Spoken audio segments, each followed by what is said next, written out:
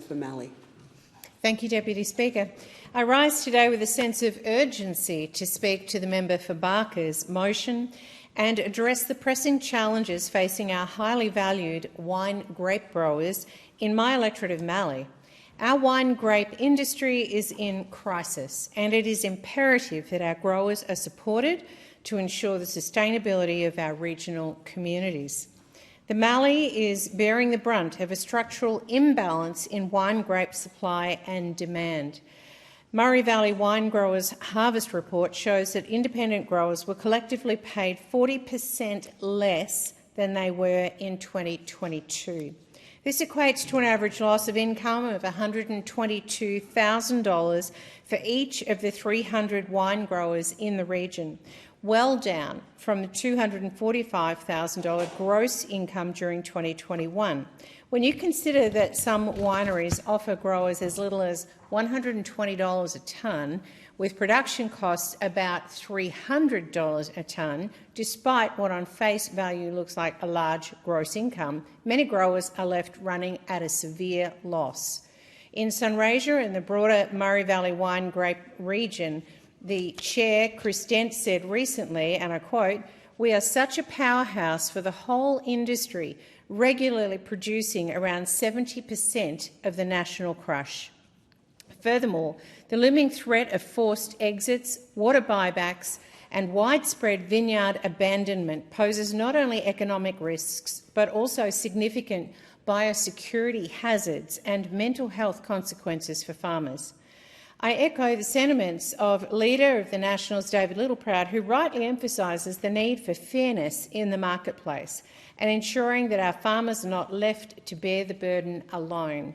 The proposed code of conduct for those that buy produce from Australian farmers is a step in the right direction, offering much-needed transparency and protection for our primary producers. In many cases, growers are not getting paid for as long as 6 months, highlighting the shortcomings of industry self-regulation, in this instance of concentrated market power.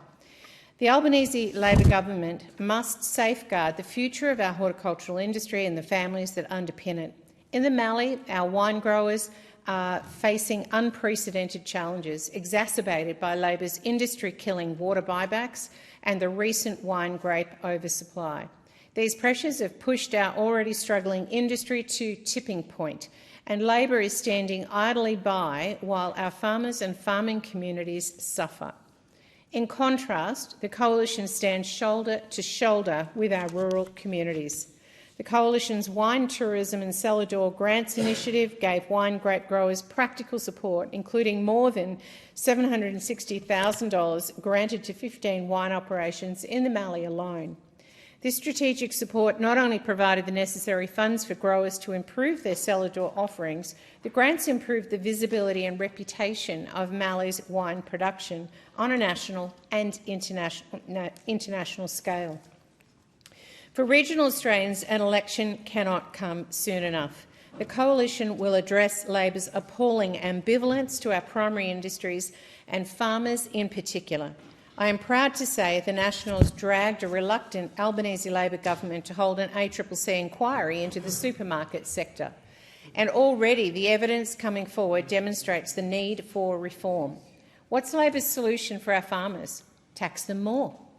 The biosecurity levy before the Parliament will hit these struggling wine grape growers with more of the cost of handling the biosecurity threat brought by foreign competitors sending their product into our country. The Nationals have pushed for a container levy to fund biosecurity, imposing the cost where the threat actually emerges.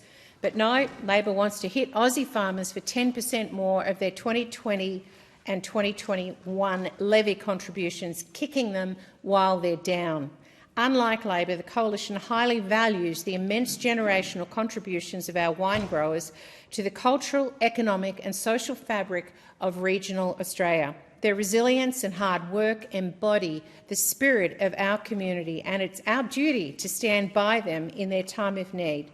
I call upon the government to heed the voices of our wine growers and take decisive action to support the sustainability and prosperity of our industry.